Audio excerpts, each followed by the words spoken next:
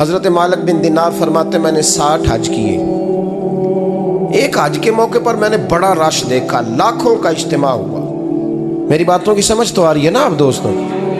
جو نہیں بول رہے انہیں بھی آ رہی ہے نا؟ اللہ جزا دے. کہتے ہیں لاکھوں کا مجمع تھا تو میرے دل میں خیال آیا، میں نے کہا اے اللہ، اتنے لوگ آئے ہیں، ان کا حج قبول بھی ہوا ہے کہ نہیں؟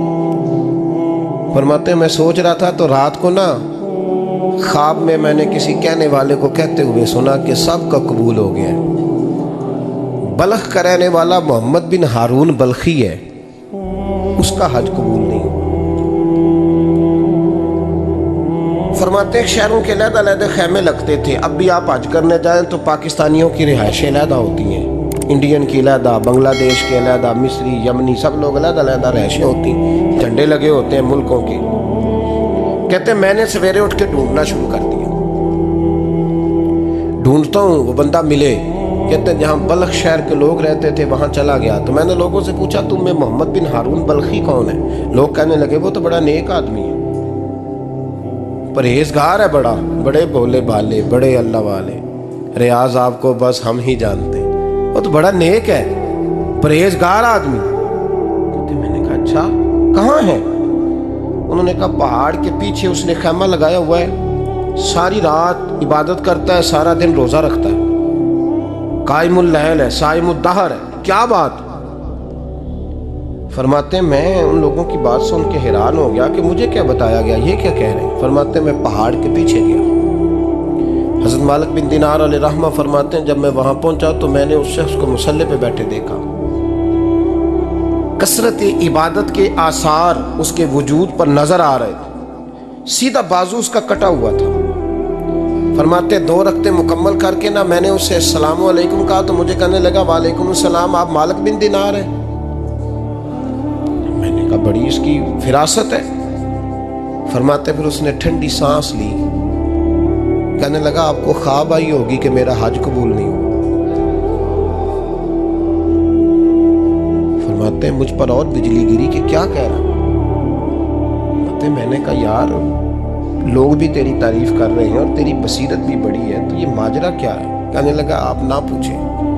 یہ کہہ کے اس نے رونا شروع کیا، دیر تک روتا رہا. میں نے کہا نہیں یار تو بتا. کہنے لگا نہیں آپ نہ پوچھیں، آپ ناراض ہوں گے. میں نے کہا میں نہیں ہوتا، تو بولنا. کہنے لگا حضور 24 سال ہو گئے مجھے حج کرتے ہوئے، 24 سال، 24واں حج ہے میرا، اور ہر سال کوئی اللہ کا ولی آ کے بتاتا ہے کہ جا چلا جا تیرا کوئی نہیں قبول ہوا.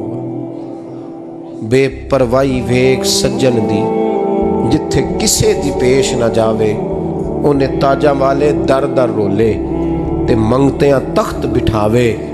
آزم کسے نو کارا ملدا ہی کوئی کعبے و خالی آوے. کہتے ہیں اس نے مجھے کہا حضور 24واں حج ہے، ہر سال کوئی بتاتا ہے. میں نے کہا تیری غلطی. کہنے لگا میں اپنی ماں کا نافرمان. میں نے کہا واقعہ کیا ہوا؟ کہنے لگا حضرت اللہ نے مجھے دولت دی، مال دیا، زمینیں دی تو میں عیاش ہو گیا. امام مالک بن دینار رحمۃ اللہ علیہ فرماتے ہیں مجھ سے کہنے لگا پیسے آئے تو میں عیاش ہو گیا. رمضان کا مہینہ تھا، عصر کے بعد میری اماں افطاری کی تیاری کر رہی تھی. میں گیا، میں نے کہا شراب پی ہوئی، اماں روٹی دے. تو اماں کہنے لگی شرم کر، شرم کر، روزہ رکھا نہیں تو جنہوں نے رکھا ہے ان کا تو خیال کر.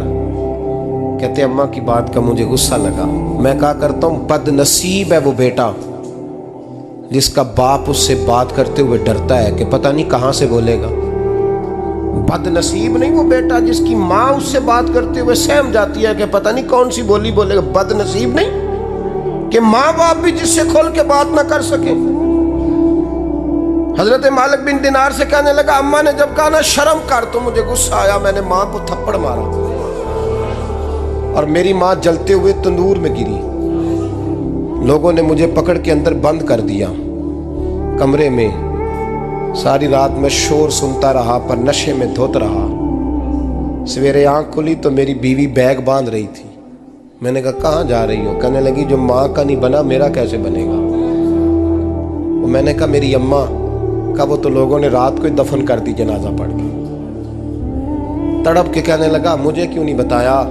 تو کہتے ہیں لوگ کہنے لگے تیری مرتی ہوئی ماں کہہ گئی تھی اسے میرا منہ نہ دیکھنے دینا. میرے جنازے کے قریب نہ آئے۔ حضرت مالک بن دینار فرماتے ہیں جب اس نے یہ بات سنائی تو میں نے بھی اس کے منہ پہ تھپڑ مارا۔ میں نے کہا تو اسی قابل ہے۔ کہتے ہیں وہ رونے لگا، حضور دعا کرے اللہ مجھ سے راضی ہو جائے۔ کہنے لگا جب ماں کی انتقال کی خبر ملی تو میں نے کلاڑی لے کے وہ ہاتھ کاٹ دیا جس سے ماں کو مارا تھا۔ میں نے ساری جائیدادیں خیرات کر دیں۔ 24 سال ہو گئے، 24 سال ساری رات نماز پڑھتا ہوں، روزہ رکھتا ہوں، حج کرتا ہوں، پر ہر سال کوئی آ کے کہتا ہے جا دوڑ جا تیرا کوئی نہیں قبول ہوا۔ حضور دعا کرے مالک راضی ہو جائے۔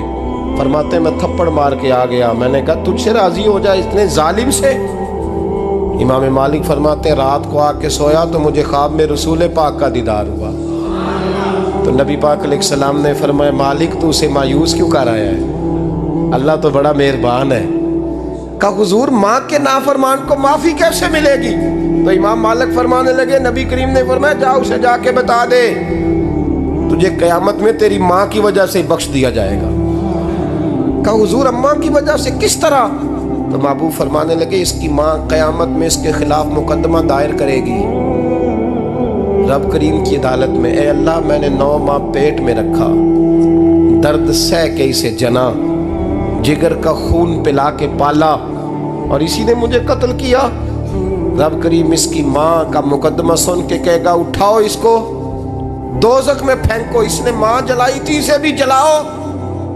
محبوب فرمانے لگے جب پکڑ کر کے مالک اس کو محمد بن ہارون کو لوگ لے جائیں گے نا جہنم کی طرف،